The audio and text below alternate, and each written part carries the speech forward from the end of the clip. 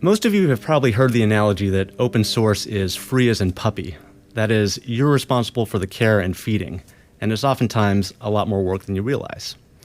When you build software using open source libraries, you get the good along with the bad. You get the functionality that you wanted, so you don't have to reinvent the wheel, but then you also get all the vulnerabilities that are inherent in that code base.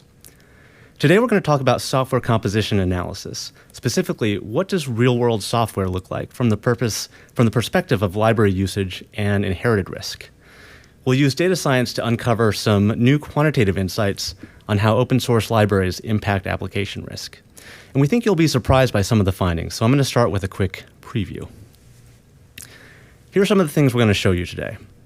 Even the smallest library, 162 lines of code, can introduce flaws into your application. And there are a lot of small libraries in the JavaScript ecosystem. Most libraries aren't even directly included, but they're actually included by other libraries. In other words, one library will include another, which may include another, and that's something that developers often don't realize. We'll show you that more libraries doesn't always mean more problems. You can actually build an application with hundreds, sometimes thousands of libraries without introducing a ton of vulnerabilities. There are a lot better ways to prioritize fixes than by severity alone. So we'll show you a few different techniques that you can use to make sure that you're fixing what matters most. And then finally, we'll show you that 81% of patchable vulnerabilities can be fixed with a minor library update.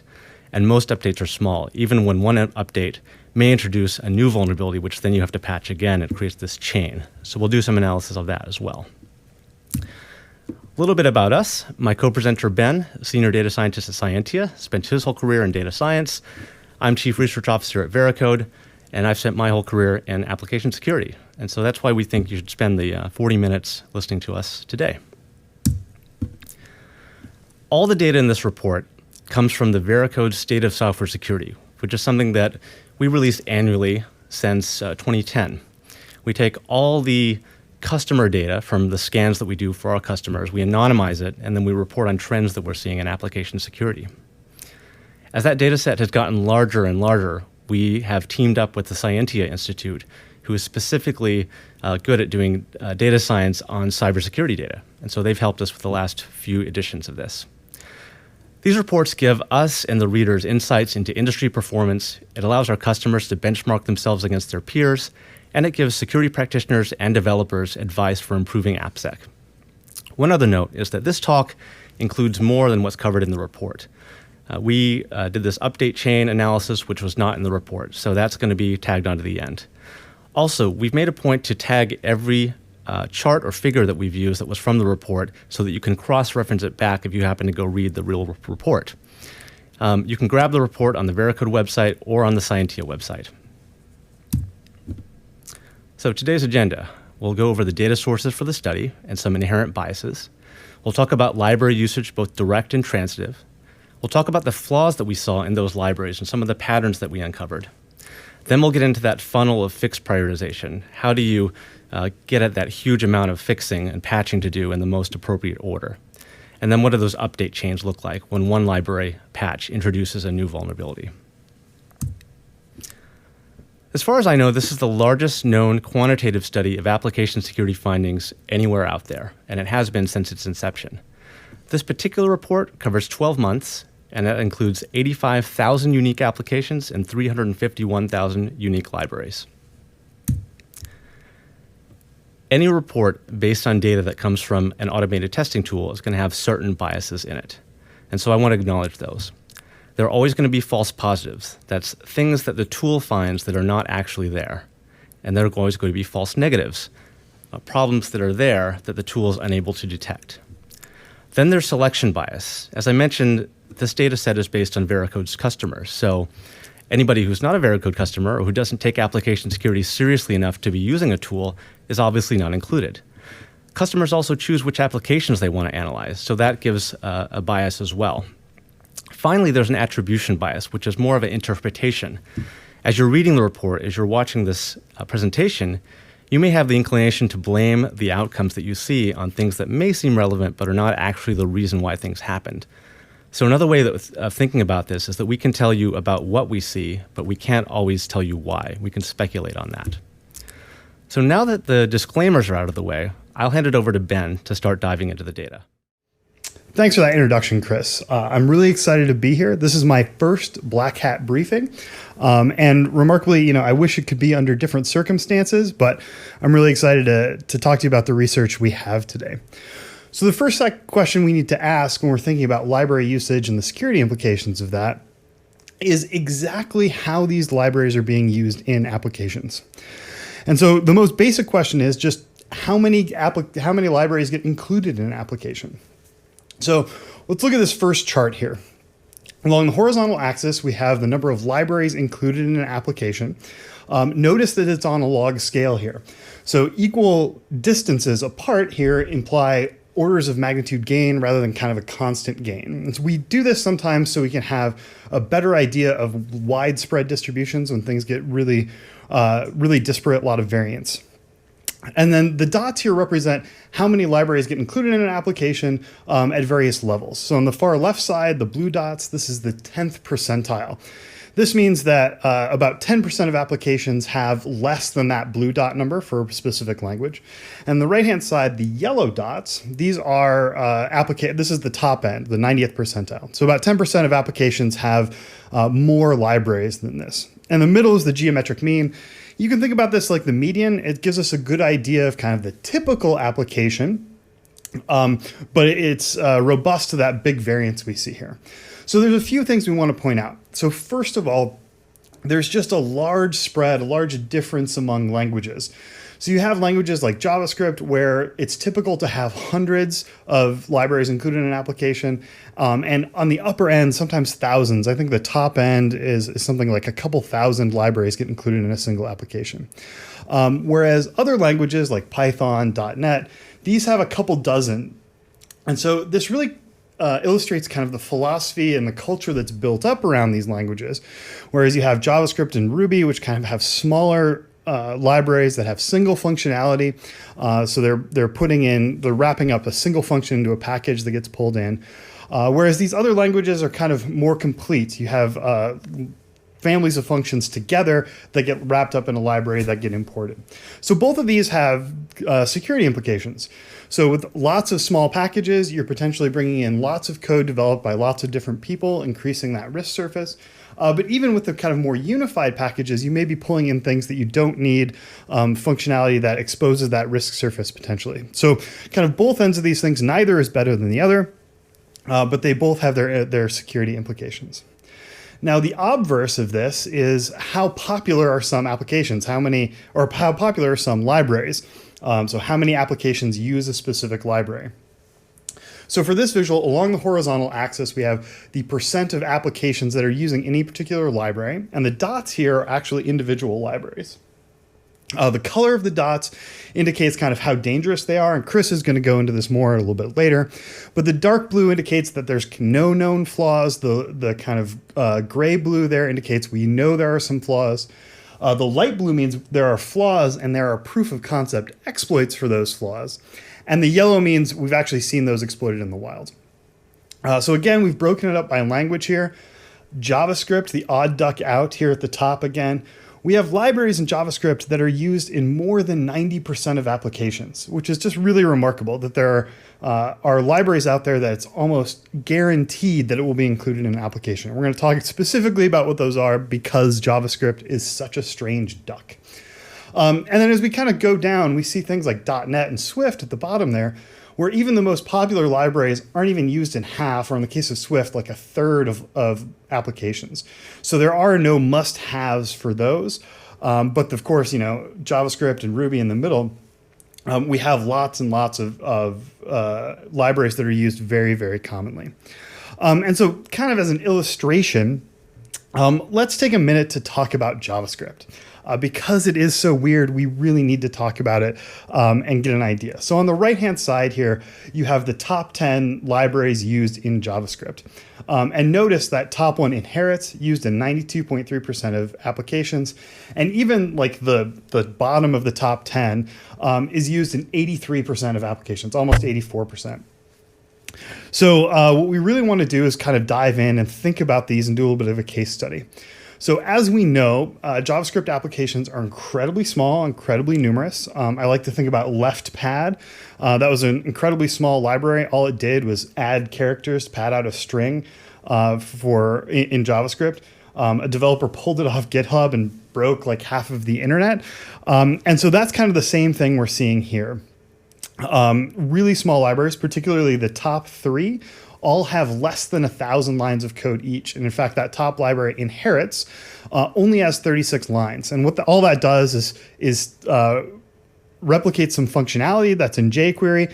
And if it's not available from jQuery natively, it re-implements it. The other ones have less than 1,000 lines of code. Debug and MS, we're going to talk about them a little bit more in a second.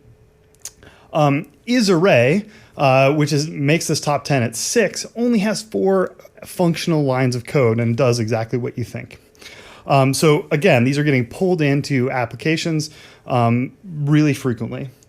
So that's not to say that even though they're really small, that they're not prone to flaws. In fact, the 2 and 3 libraries, Debug and MS, have versions that have known flaws with CVEs. They're both denial of service CVEs, and they're both, these are really popular libraries that get pulled in a lot. And they have flaws, even though they're only 790 and 162 lines, respectively. So it is certainly something that we need to think about, that even if you have small functionality that's wrapped up in a package, you could be increasing your risk surface by bringing it in.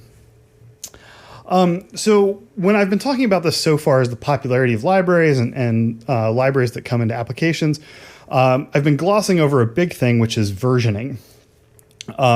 So on that previous slide, I'm treating all versions as the same.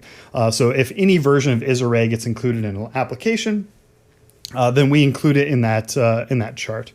But it's instructive to look at kind of the distribution of versions and see what developers are putting into their applications. So a few things that are just interesting here. Along the horizontal axis, we've got individual version types you can see labeled there.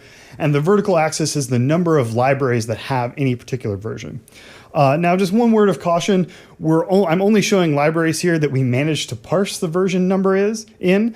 Developers do a great job of trying to conform to the semantic versioning system, but they don't always do it. You get weird things like 1.2 point revision 7, which is not actually a good semantic versioning number, but we're able to parse quite a few of them. Some interesting takeaways here. About 18% of libraries that get included in applications use a major version of 0. These are these pre-release versions. We think, maybe they are more prone to flaws, although we didn't see a lot of evidence of that. And so, developers are willing to take a risk if it's got the functionality they've got. The other thing that I just like about this is it's very regular. We've got these big spikes at major versions, this kind of exponential decay down to the next major version, and then another spike again. And those kind of blocks also decay as we go to the right.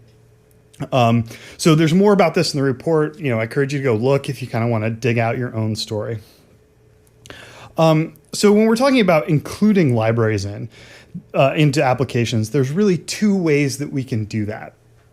It's either the developer can directly include it, or they can, or a library can get included because it was part of another library. As the saying goes, it's turtles all the way down. And this is pretty obvious, right? Libraries, like applications, aren't built in a vacuum. Developers are going to use those other libraries, that other functionality, and bring it in a way when they need it. So when a developer includes a library in an application, they're including every library that uses. And so we're going to talk about, there's 2 different types of dependencies. One are direct dependencies, where that developer just says, yes, import this. And the other ones are the transitive, where it resolves all those dependencies and brings all those into the application. So we wanted to look at different applications and see how they broke down on this kind of direct versus transitive line. So again, there's a lot of variation by language, so we broke it up by language to show that. On the top here, we've got .NET. Now, the blue bars represent applications that have more direct dependencies than transitive. And that means about 2/3 of the inclusions or 2/3 or more of the inclusions are direct. So about 90% of applications fall in this, for .NET, fall into this category, that almost everything is direct, where about only 9.3, which is more than 2/3 of the application libraries, are transitive dependencies, and then about 1% are balanced. And so we can see kind of as we go down and look at the different languages, there's again quite a bit of variation. So Swift has this big chunk there's a lot of balance, where we've got a lot of direct and transitive dependencies. And then kind of at the bottom, we've got Ruby and JavaScript, again, these web applications with smaller libraries, where it's mostly transitive dependencies. So when we saw those applications with 1,400 dependencies in JavaScript, it's likely that most of those were dependencies of libraries, not directly things that were pulled in by the developer. And so this is a lot of risk surface, a lot of flaws that might be included in an application that is not directly thought about by the developer. It's just pulled in automatically in your build system. So definitely something that we need to be cautious about. And then, so what's the implication for flaws here? So two flaws, and Chris is going to get to this directly after me, but as a baseline, about 70% of applications have a library with some sort of flaw in it on the first scan. And then if we look at kind of the breakdown of those flaws across the dependency type, more than a plurality, 46.6, are transitive dependencies. That is, most of the flaws that get included in an application are from these transitive dependencies, not direct inclusion of libraries. About 42% are direct inclusion, and then occasionally we have both. So somebody imports a library, but it's also included as a transitive dependency, and that has a flaw in it. And so this is, I think, a really important point, is that when you're developing your application and you're pulling in libraries, you don't just have to worry about the flaws of things you're directly including, but you have to worry about things that are pulled in by those library developers, those dependencies. And so it's really about managing that kind of fan out and those dependencies as it goes. So Chris is now going to dive into talking about the flaws, where they show up in different languages, and the types of flaws in different applications that we've seen. Now that we understand the library ecosystem, let's take a look at the flaws that we inherit by using them. Here we're showing a scatter plot where we compare the number of libraries included in the application on the x-axis with the number of vulnerable libraries on the y-axis. One black dot represents one application. And when there are lots of them in the same spot, we use color to indicate the density or the count of applications. So the brighter the color, the more data points at that particular location. Also be aware as you're looking at this that both axes use a log scale. So a few interesting notes here. For Java, JavaScript, and Python, we see a definite scaling relationship. The more libraries that are included in the application, the more of those have flaws. And this is the most obvious in the Python chart, where you see that concentration line, the green bright spot, trending with a clear path up and towards the right. So the more libraries you include, the more vulnerabilities you get. Ruby is kind of a mixed bag. You see dots all over the place, but you also see a small concentration of apps around the 100 libraries mark, where there's about 20 of those libraries that are vulnerable. There's a little bit of a blue area there. Now, Go, .NET, and PHP are interesting in the sense that most of the concentration is near the bottom of the chart, indicating a very small number of flaws, even as the number of libraries included increases. So this tells us one of two things. Either the library ecosystem itself is safer, or that developers in those languages are actually better at avoiding the bad libraries. More on that later. So what you should take away from this is that in nearly every language, there are applications with hundreds or even thousands of libraries that still have zero or very few flaws. And those are represented by the black dots sort of as close to the x-axis as possible. So it is possible to have those very large applications without introducing a ton of flaws. So that's nice to know. Here's a simpler view, but still broken down by language. And we think the data points shown in blue are the most interesting in illustrating the point that language selection has a real impact on open source risk.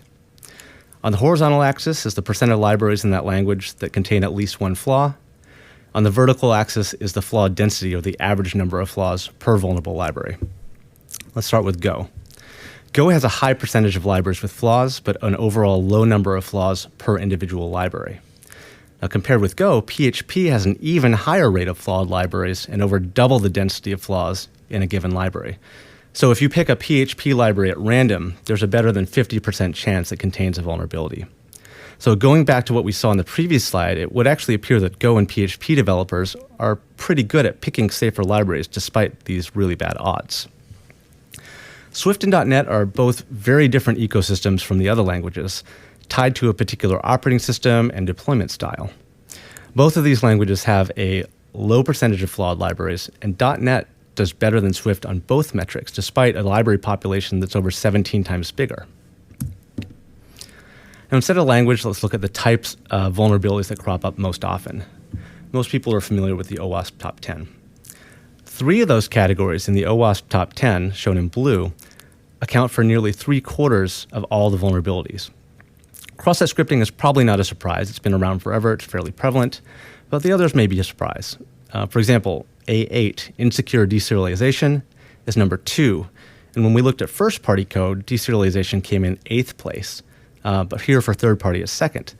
I'd also expected injection to be a lot higher, but it shows up only 8.8%, which is less than half of what we see for broken access control.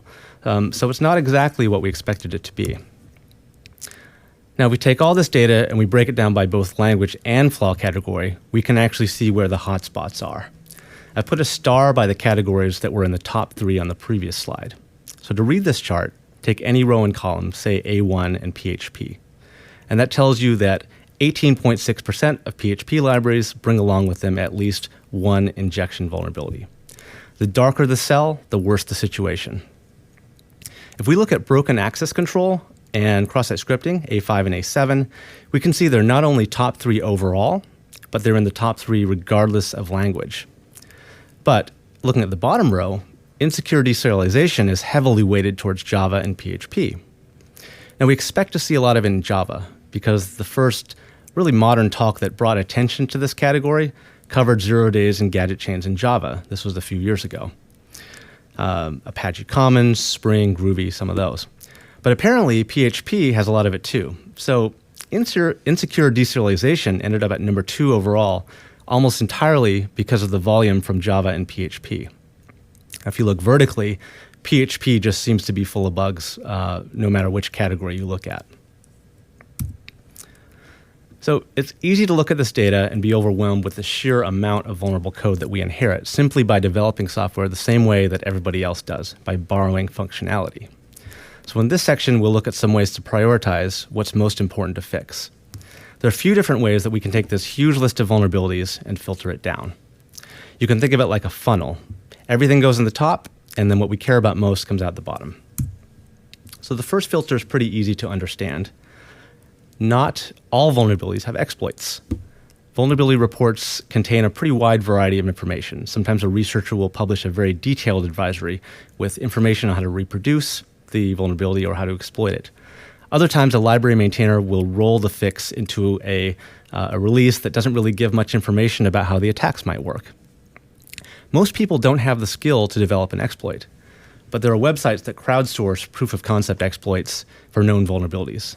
ExploitDB is one of them, and then there's some commercial products like Metasploit and Canvas that provide weaponized exploits, which are essentially just more reliable versions of proof-of-concept exploits. So we use some data from Kenna Security that cross-reference known vulnerabilities with publicly available exploits, which gives us a first cut as to which vulnerabilities are more likely to be exploited. So on average, the blue vertical line, 20.7% of all vulnerable libraries have a proof-of-concept exploit. But as you can see, it varies widely by language, and once again, PHP is that unfortunate leader. And when you look at exploit availability by OWASP Top 10, the outliers in the chart are the same 3 categories that we saw before.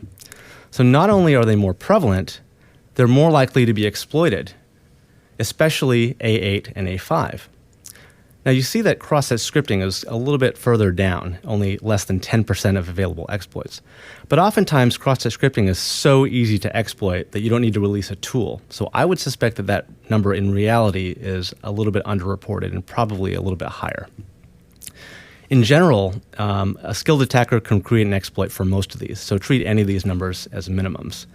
But still, using this chart, combined with the previous one, you'd probably prioritize patching for a PHP deserialization bug before a Python injection bug, right?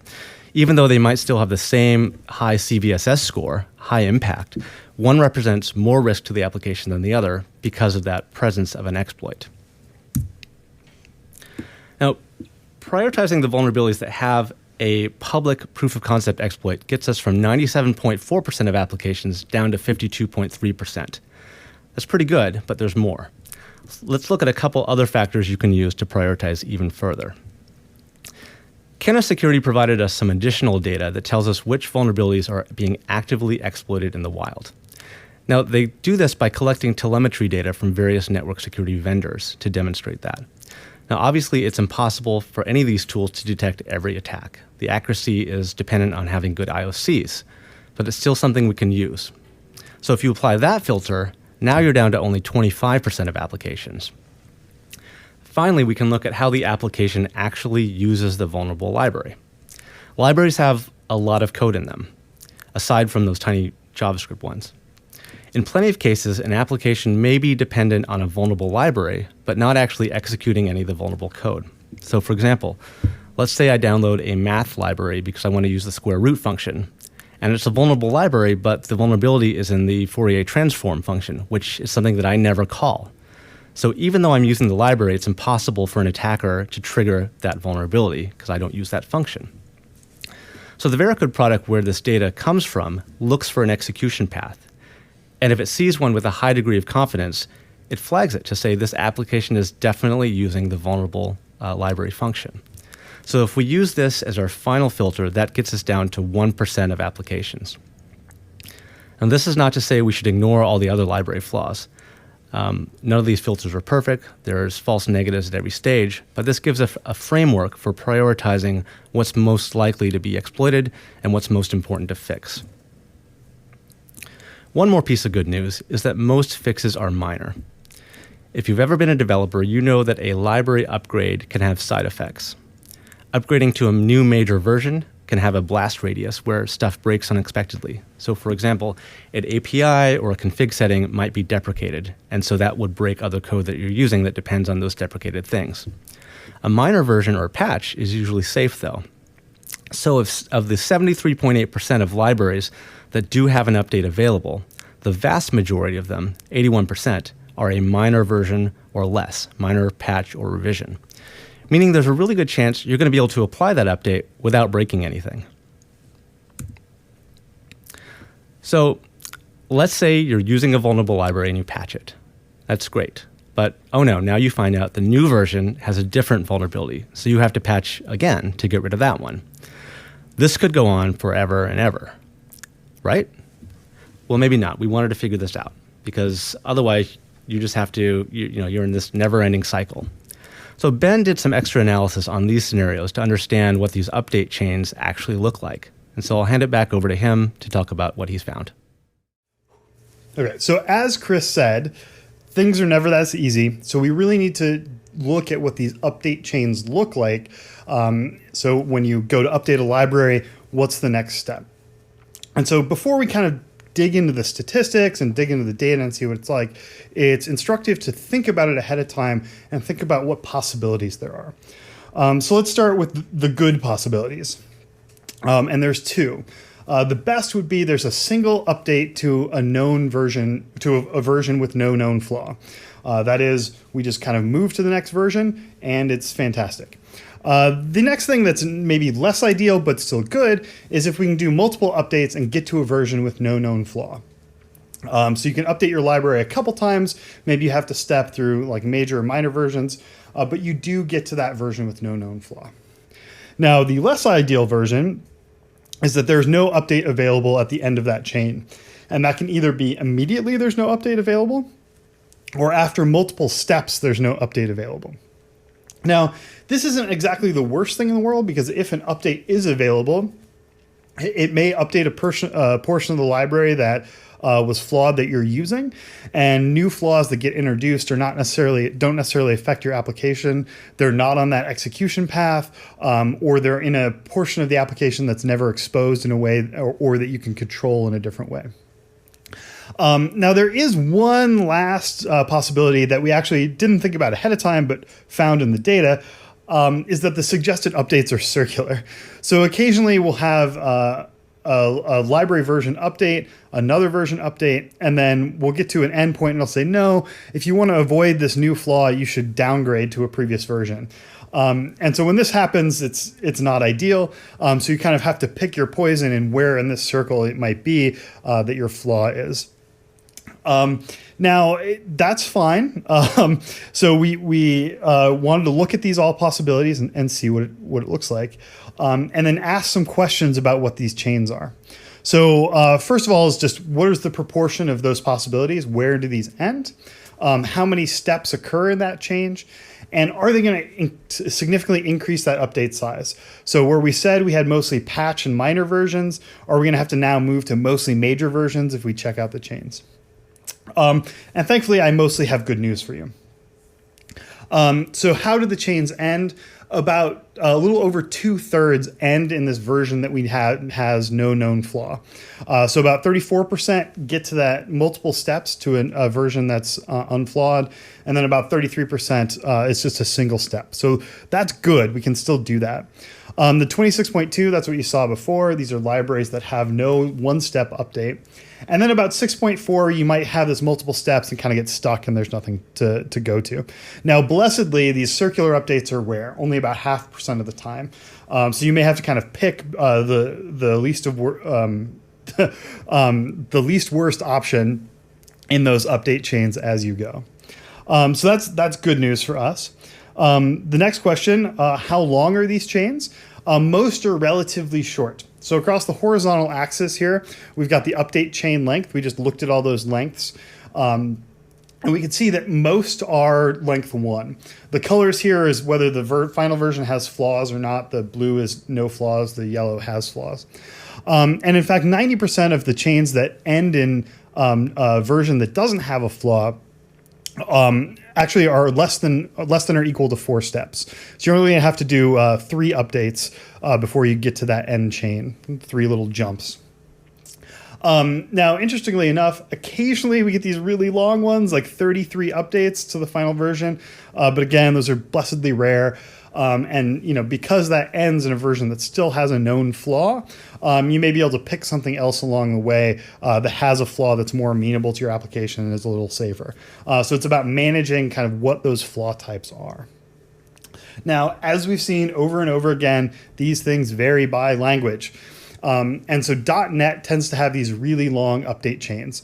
And in fact, on average, has about 7 steps before you get to an unflawed version or the end of the chain. On the other end is Go, which only has averages about 1 step. Interestingly here, this is the one place JavaScript is in the middle of the pack, which is about 4 steps before you get to the end of the chain. So as always, the language choice makes a big difference. So this is the last visual I'm going to show you, and there's a lot going on here. So we're just going to take a minute to kind of parse it a little bit, and it's actually easier to look at than you think it is. So what this is really kind of a bar chart that shows how the different proportions change across each bar. So on the left-hand side, we have kind of the type of updates we have. So we can either have those one-step chains, the multi-step chains that end in a nice clean version, that can end in a flawed version, or there's no update available. That's that yellow chunk at the top. And then in the middle, we can see this the 73.4% of flaws, that's the height of the bar, that have any kind of update available. Just one step and we can get to something that's different, has a different type of flaw that you might be able to accept. And what we've done is we've colored this by the size of the update. So that blue at the bottom is the patch, the kind of gray in the middle is the minor version, and that lighter gray at the top is the major version. And so these are the proportions that we saw in the previous chart that Chris showed. And what we can see is how those flow from left to right and how those change as we go through these chain updates. So on the far right version, it shows how those proportions have kind of changed for major, minor, and patch versions. And so what we see here is where we had mostly patch versions on that single update to fix the flaw.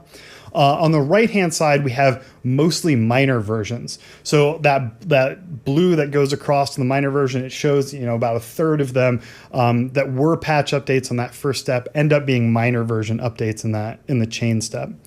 Interestingly, like most of the patch stays the same, and we see most of the minor versions stay minor versions.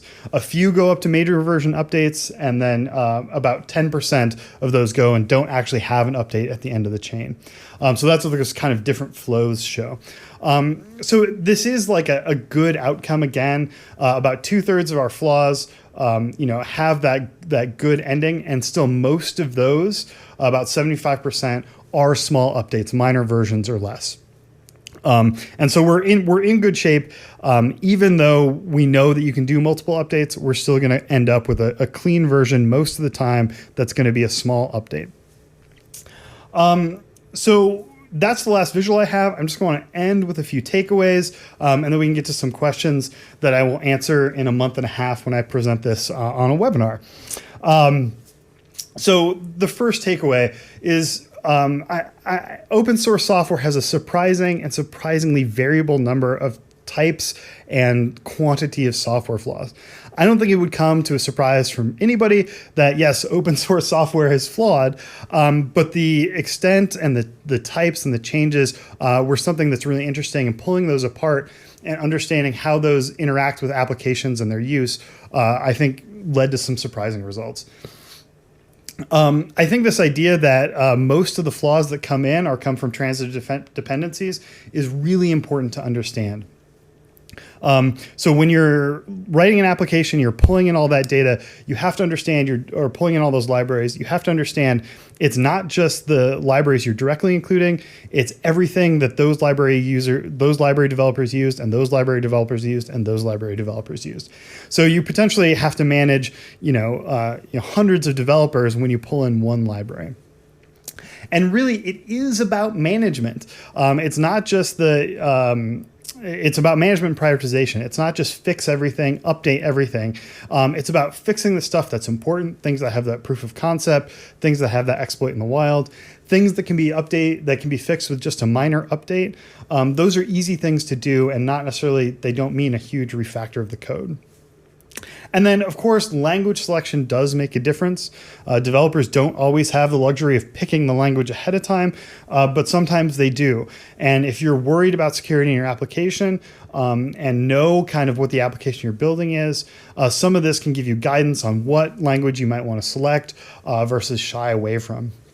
And so I think these are all just kind of interesting lessons that we can take away. And there's lots of interesting questions that get brought up in this research, and we're looking forward to working on that in the future. But until then, I'm excited to hear about your questions. Thanks for making my first briefing a memorable one. And let's talk a little bit.